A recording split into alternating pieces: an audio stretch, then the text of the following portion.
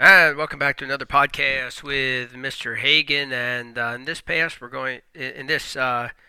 podcast, we're going to quickly review what we've talked about on the past couple podcasts, and then move on to some other topics such as benefits and costs. First of all, we said in some earlier podcasts that economics is the study of scarcity and choice. We live in a world with scarce resources, and so as a result of that, we have to make choices. There are goods in the world that make us happy. There are bads that make us unhappy, that we try to get rid of. We gave trash as an example of that. And then we said that we have four resources at our disposal: land, labor, capital, entrepreneurial skills. And we use these scarce resources, to try to maximize our utility, to make ourselves as happy as we possibly can.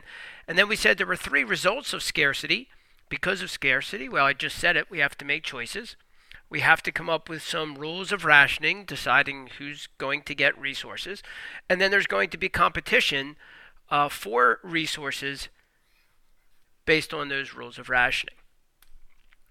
And then finally we said that anytime we do something, anytime we make a choice, which we're going to have to do in a world of scarcity, there's going to be some opportunity cost. There's going to be some highest valued alternative that we have to forego, that we have to give up. So now that leads us to our discussion today, which is on incentives matter and private property rights. So when we say incentives matter, what we mean by that is that people make decisions based on benefits and costs. What are the benefits and costs of any decision?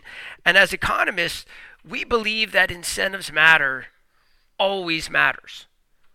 Okay, so there's some obvious places where people make decisions based on incentive matter, but there's also some less obvious areas of life where people consider the benefits and the costs as well. And we'll take a look at some of those.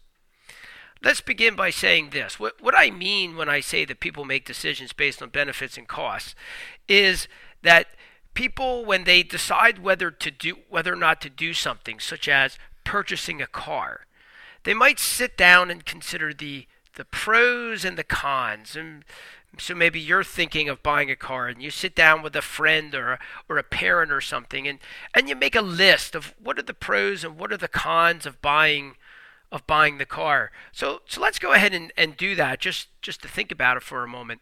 What are some of the pros to buying a car? Well, this might mean that you can get to work, so that you can earn money if you own a car. It might mean that you can go on a date if you want to. You take somebody on a date, take somebody to the movies, whatever.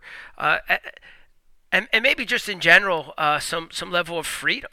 Like you can get where you want, when you want to get there, that sort of thing. And then what are some of the cons? Well, you're going to have to pay insurance. Okay, you're going to have to buy a car, right? You're going to have to spend money to buy the car, whatever that costs. And so these are some of the cons to buying the car. So there are pros and cons to buying the car. And in economics language, the way we would say that is there are these pros, there are benefits to buying the car, and there are costs to buying the car. And then we want to kind of say it this way. Our general way to think about the world is that if the benefits of some behavior outweigh the cost of the behavior, then you do it. The person engages in the behavior. And if the cost of the behavior outweighs the benefits, well, then you don't do it. You don't engage in the behavior. Okay, so we would say, what are the pros? What are the benefits of owning a car? What are the costs of owning the car? And then if the benefits outweigh the costs, do it. And if the costs outweigh the benefits, well, then don't do it. And so that's a very, very simple way to economically think about the world. But it gets a little more complex than that, because how are we going to measure all of these things?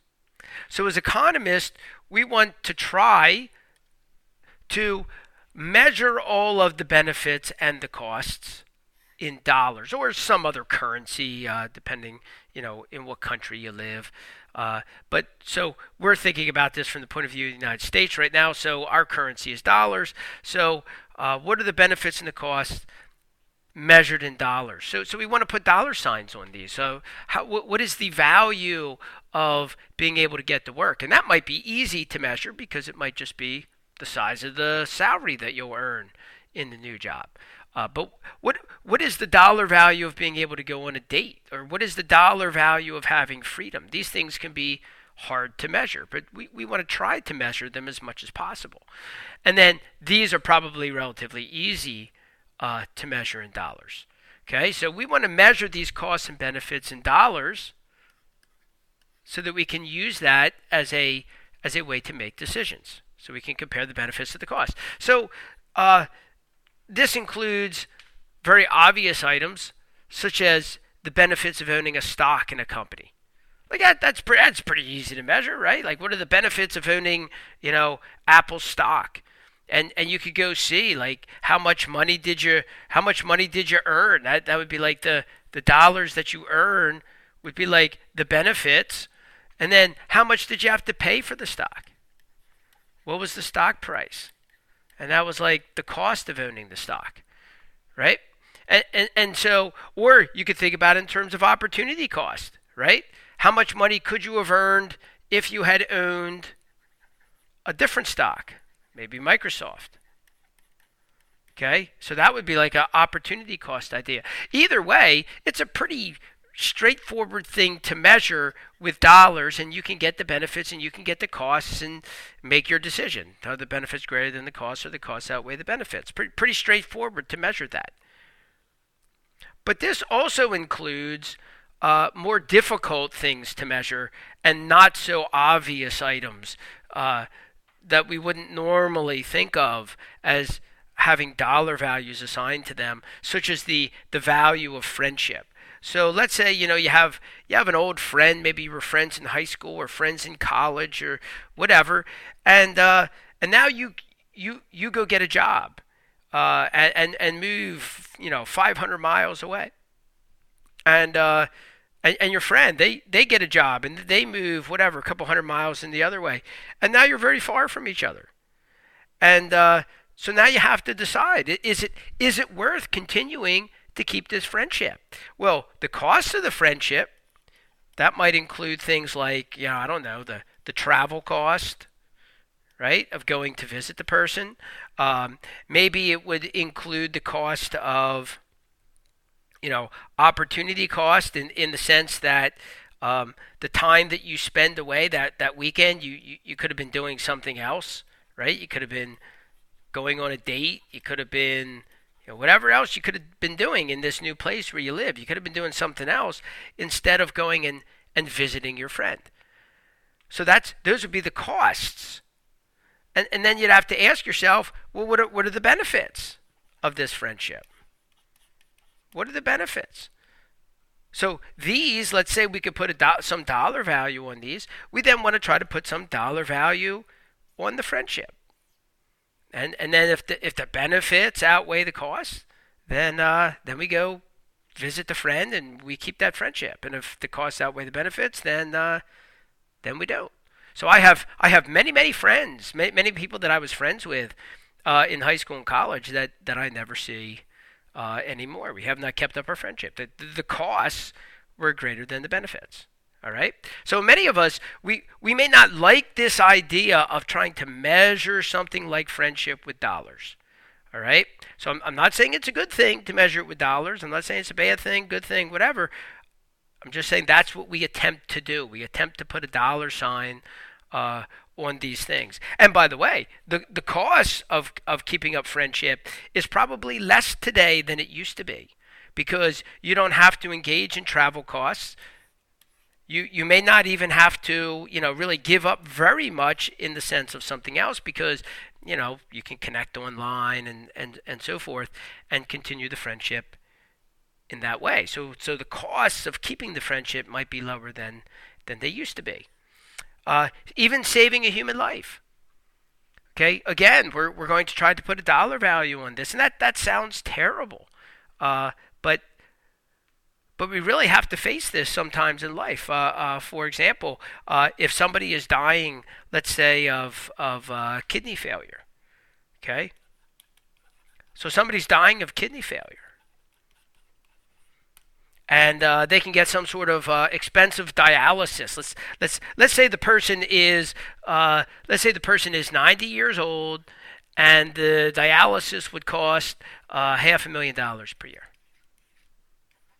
Okay, then you have to ask. Maybe this somebody's grandfather or something, and you have to ask yourself at 90 years old, if this dialysis keeps them alive for 2 more years, is that worth $500,000 per year?